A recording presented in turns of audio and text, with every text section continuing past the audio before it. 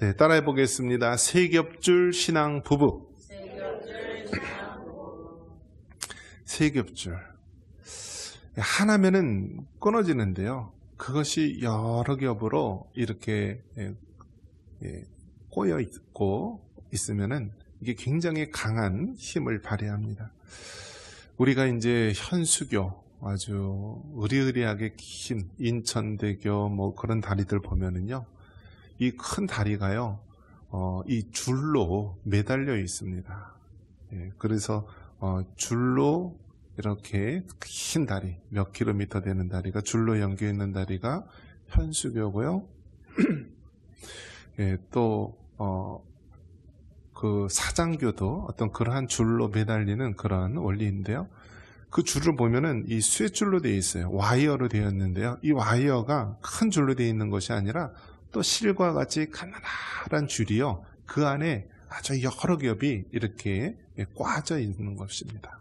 마치 옛날 어른들 우리 지푸라기로 이렇게 꽈가지고요, 단단한 줄을 만들듯이 오늘날 그 큰 힘을 받는 그 다리 현수교도 그렇게 여러 개의 줄들이 꼬여 있어서 강한 힘을 받는 큰 다리를 지탱해주는 그런 줄이 됩니다. 우리의 신앙의 원리도 이와 같습니다. 홀로 있으면 나약하고요, 홀로 있으면 무너지기 쉽고, 홀로 있다가 넘어지면 일으켜줄 사람이 없습니다. 그런 면에서 하나님께서는 돕는 배필로서 우리의 배우자를 허락해 주신 줄 믿습니다.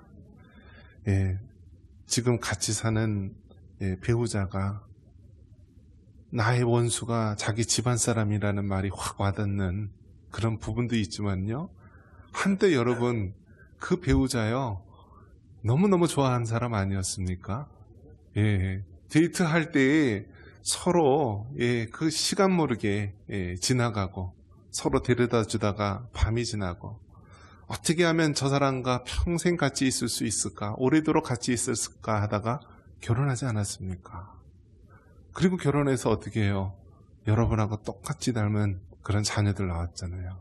속 썩이는 것도 똑같고 말 안 듣는 것도 똑같고, 누구 닮았나 하면 바로 여러분 닮았잖아요.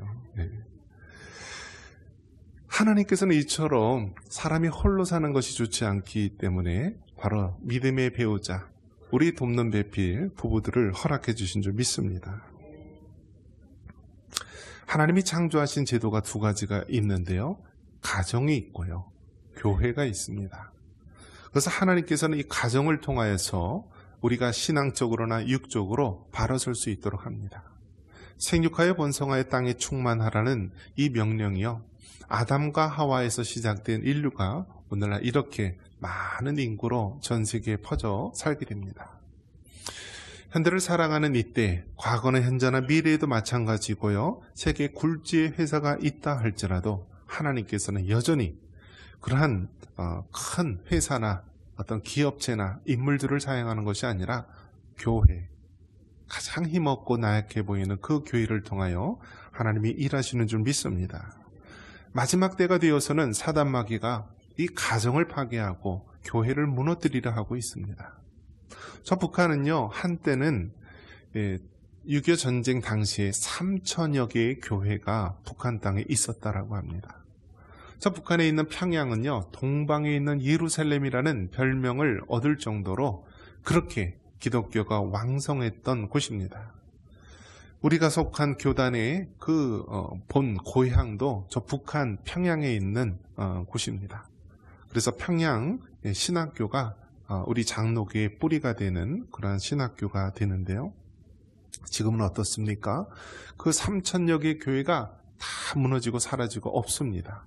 그리고 공산당 선전하는 봉수교회와 칠곡교회 두 개만 선전용으로 남겨둔 상태가 되었습니다. 이처럼 사단은요, 교회를 무너뜨립니다. 또 오늘날 어떻습니까? 이 인본주의, 물질 만능주의, 또 좌편향 사상으로 세상을 바꾸고자 하는 그러한 공산주의 세력들은요, 이렇게 가정을 무너뜨리려 하는데요, 이제는 아버지, 어머니라는 말조차도 성차별적인 언어라 하여서 사용을 하지 못하도록 합니다. 그래서 아버지 어머니 대신에 부모 1, 부모 2라고 부르는 악한 시대가 되었습니다. 동성애를 조장하여서 이 초등학교 다니는 아이들에게 너의 성을 너희가 선택할 수 있다라고 말합니다. 태어나면서부터 남성, 여성으로 주어진 이 성을 아이들에게 자꾸 주입식으로 가르치는 거예요. 그러니까 어떻습니까? 아들로 낳았는데요, 어느 날 딸이 되겠다고 합니다. 세계적인 부호 일론 머스크도요, 아들이 있었는데요, 어느 날 아들이 성전환 수술을 하고 와서 딸이라고 합니다. 그 일론 머스크가 어떻게 됐습니까? 자신은 아들을 잃었다라고 이야기합니다. 얼마나 가슴 아픈 시대입니까? 이처럼 가정이 무너지고 교회가 무너지는 이 시대 속에서 하나님께서는 여전히 이 가정과 그 중심에 선 부부를 통하여 일하시는 줄 믿습니다. 그렇기 때문에 우리는 세겹줄 신앙의 부부를 통하여서 마지막 때 이 악한 시대를 신앙으로, 믿음으로 이겨야 되어야 합니다. 아들도 없고 형제도 없이 홀로 살아가는 그 인생은 좋아 보입니까? 성경은 아니라고 합니다. 우리 8절 같이 한번 읽겠습니다. 어떤 사람은 아들도 없고 형제도 없이 홀로 있으나 그의 모든 수고에는 끝이 없도다. 또 비록 그의 눈은 부유를 족하게 여기지 아니하면서 이르기를 내가 누구를 위하여는 이같이 수고하고 나를 위하여는 행복을 누리지 못하게 하는가 하여도 이것도 헛되어 불행한 노고로다. 아멘. 성경은 분명히 말합니다. 홀로 살아도 인생은 허무하고 고달프다라고 말합니다. 한번 따라해 볼까요? 홀로 살아도 인생은 허무하고 고달프다. 여러분, 세상 사람들이 혼자 살면은 행복한 것으로 생각합니다. 부모의 간섭도 필요 없고 또 결혼도 하지 않고 시컨 엔조이하면서 즐기면서 살아가자라는 그러한 나홀로족들이 많이 있습니다.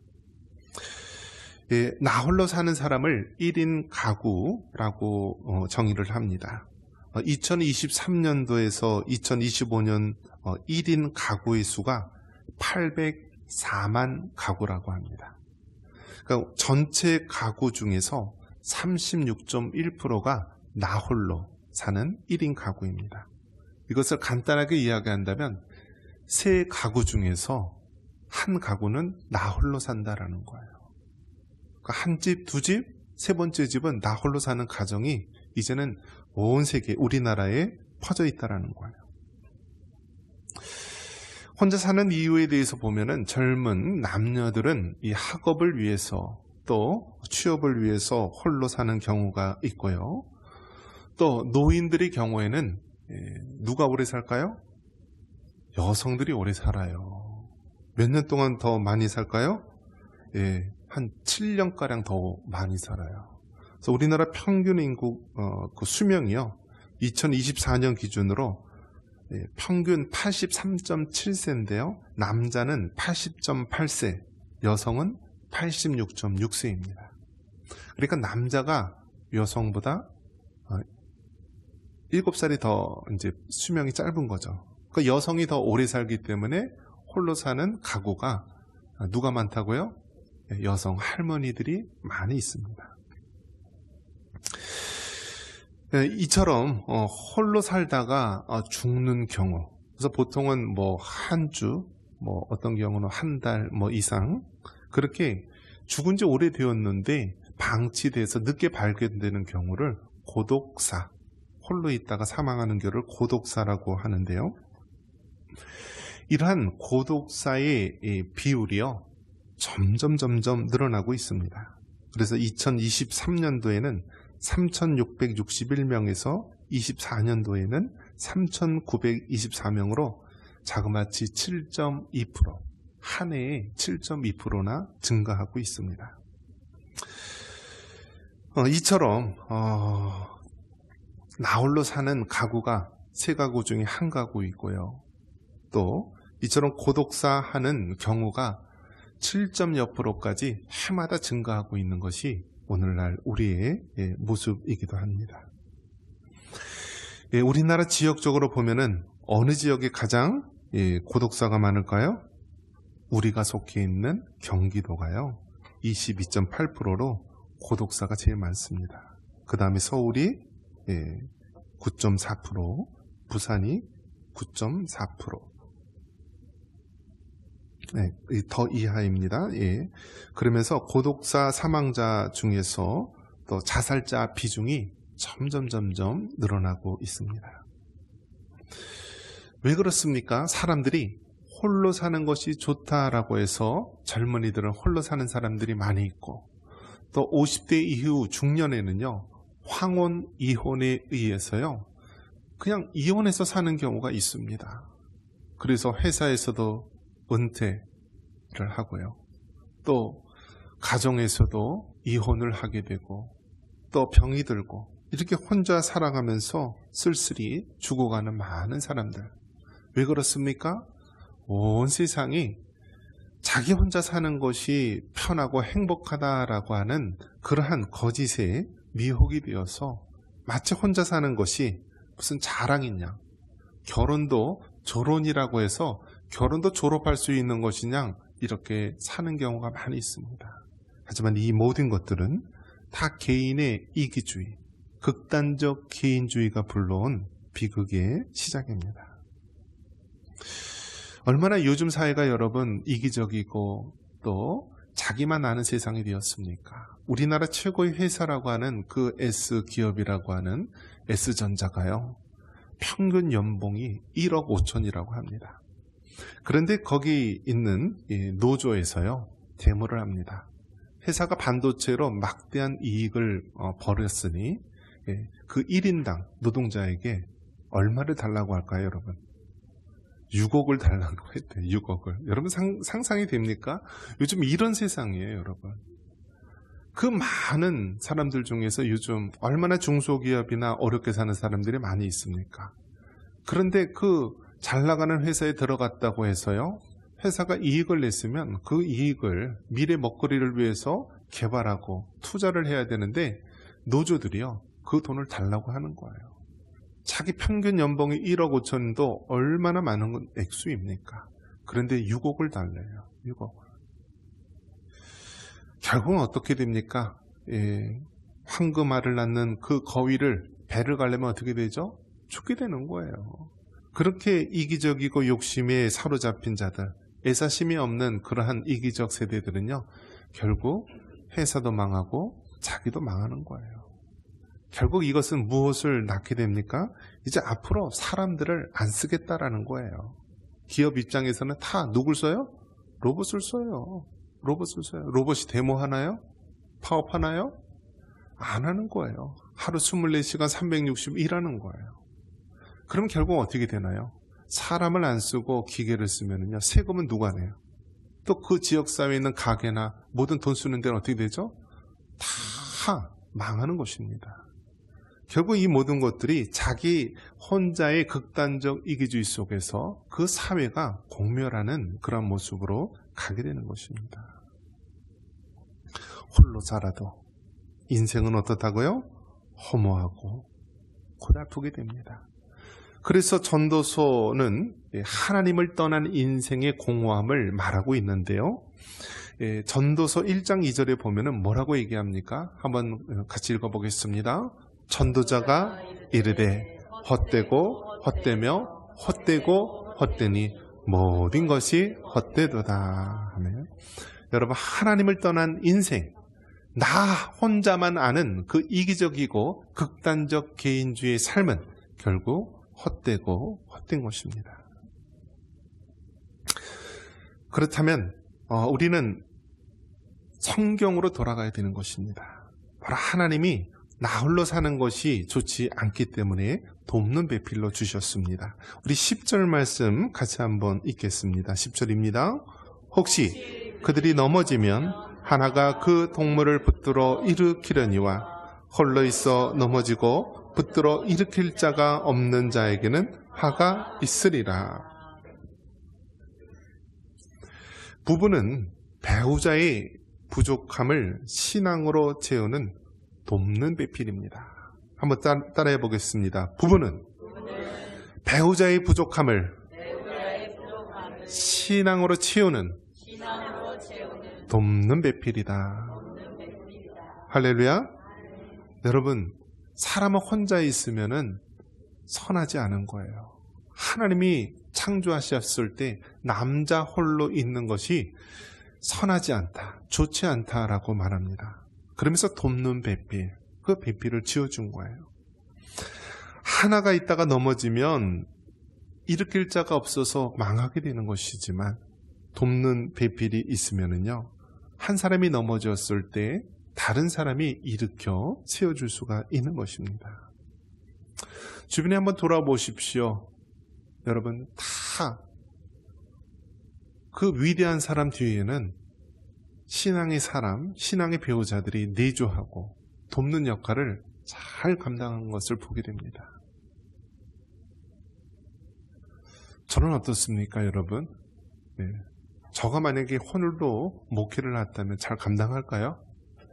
힘들 거예요. 어떻게 감당을 해요? 돕는 배필, 사모가 있어야 되는 것이죠. 제가 어떻게 가정을 돌보고 자녀를 다 일일이 볼 수가 있겠습니까?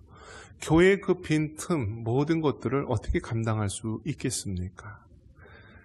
남자의 못하는 것을요, 바로 배우자인 아내가 감당하는 것입니다. 주변에 보면은요, 특히 한국 사람들은 남자가 허당인 경우가 많이 있어요.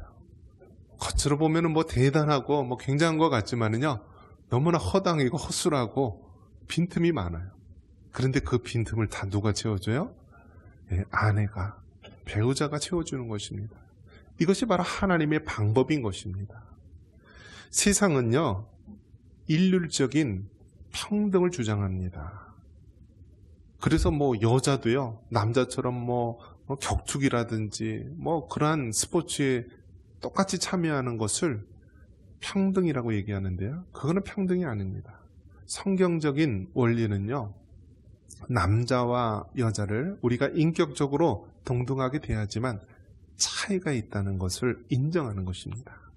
남자는 남자로서, 여자는 여자로서의 차이를 인정하고 돕는 배필로서 그 부족한 부분을 채우는 것입니다.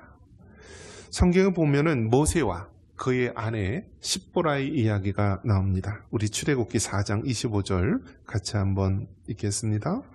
십보라가 돌칼을 가져다가 그의 아들의 포피를 베어 그의 발에 갖다 대며 이르되 당신은 참으로 내게 피난편이로다 하니. 여러분, 모세가 어떤 사람입니까? 구약 성경의 가장 대표적인 인물이 아닙니까? 노예되었던 이스라엘 백성을 애굽에서 출애굽시키는 그 하나님의 위대한 사명을 받은 자 아닙니까? 그런데 이 모세가 하나님의 사명을 받고요, 가는 도중에 갑자기 하나님께서 모세를 죽이려고 한 것입니다. 왜 그랬을까요? 이스라엘 백성은 율법에 의하면은요, 난지 8일 만에 할례를 행해야 하는 것입니다. 그런데 그 아들이 할례를 행하지 않은 것입니다.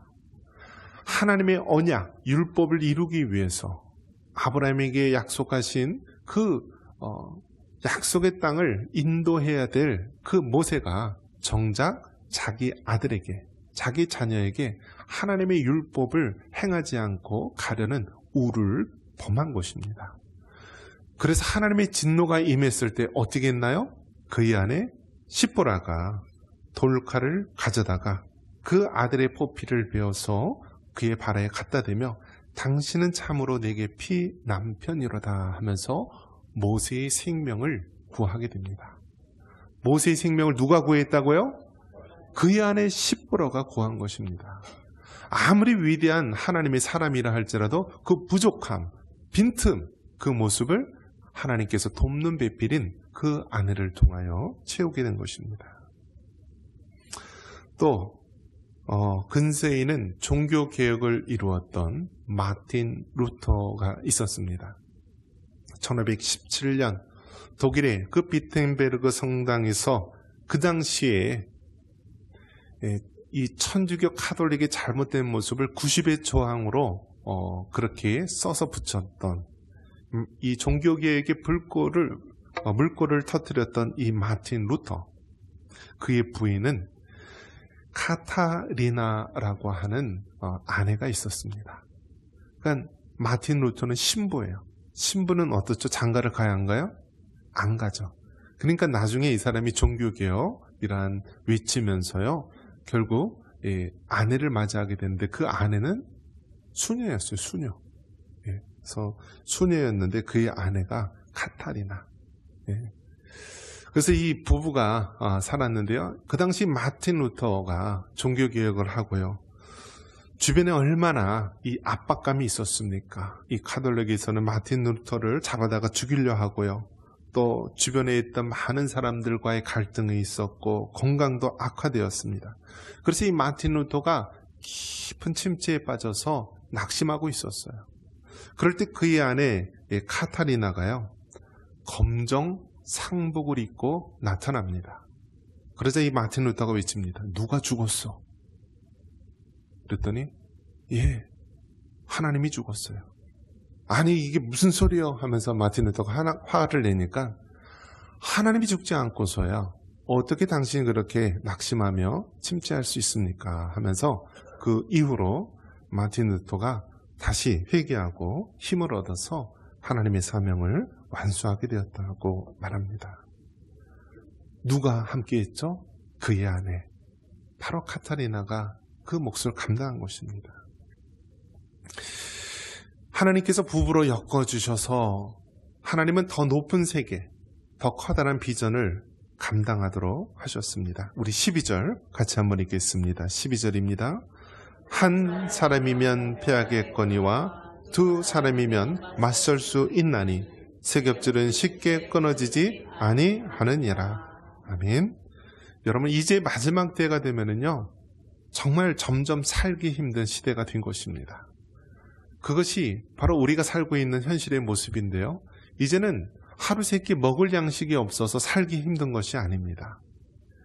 영적으로, 정신적으로 이제는 죄악에 관영한 시대를 살아가고 있기 때문에 신앙을 지키며 살아가기 어렵습니다. 사단은요, 가정을 파괴하고 교회를 파괴합니다. 그 가정의 중심인 부부관계를 파괴합니다. 이제는 여러분 어떻습니까? 부부. 우리나라 이혼율이 굉장히 높은데요, 어느 순간 이혼율이 줄어듭니다. 왜 줄어들까요? 아예 결혼을 안 하고 사는 거예요. 결혼을 안 하니까 어떻게 해요? 이혼율이 안 잡히는 거예요. 지난번 프랑스의 대통령이요, 비행기를 타고 이제 탁 내립니다.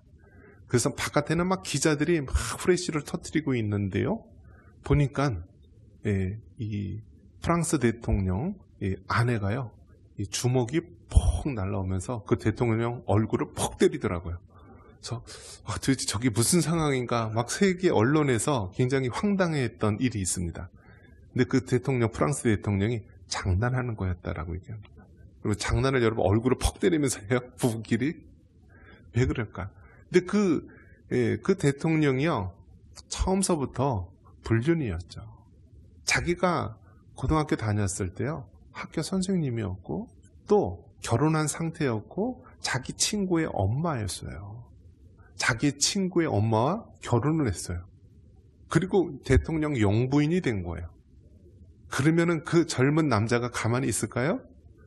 또 주변에 있는 이쁜 여자들이 있겠죠. 어떻게 될까요?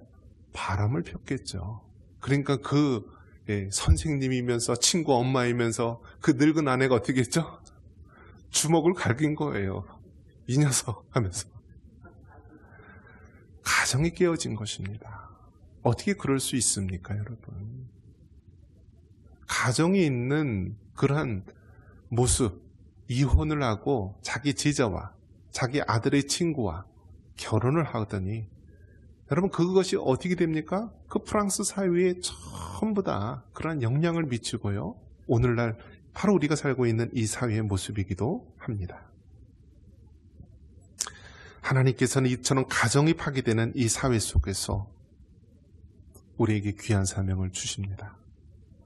하나님께서는 세겹줄 신앙으로 우리 부부에게 가정을 허락하신 우리 믿음의 가정을 통하여 사명을 허락하여 주십니다. 여호수아는 24장 15절에 말합니다. 오직 나와 네 집은 여호와를 섬기겠노라. 여러분, 지금은 우리 가정이요, 우리 부부가 이러한 결단이 있지 않고서는 살아가기 힘듭니다. 한번 따라해 보겠습니다. 오직 나와 내 집은 여호와를 섬기겠노라. 가정 파괴 이 상황 속에서 여러분, 부부가 이러한 오직 나와 네 집은 여호와를 섬기겠노라라는 이러한 신앙으로 여러분의 사명을 완수하며 살아가기를 바랍니다. 학교에서도 권위가 무너지고 가정에서도 권위가 무너져서 이제는 도저히 우리의 신앙을 지키며 살아갈 수 없는 사사기보다 더 악한 시대 속에서 오직 나와 네 집은 여호와를 섬기겠노라라는 이런 신앙으로 승리하는 여러분 되시길 주님의 이름으로 축원합니다.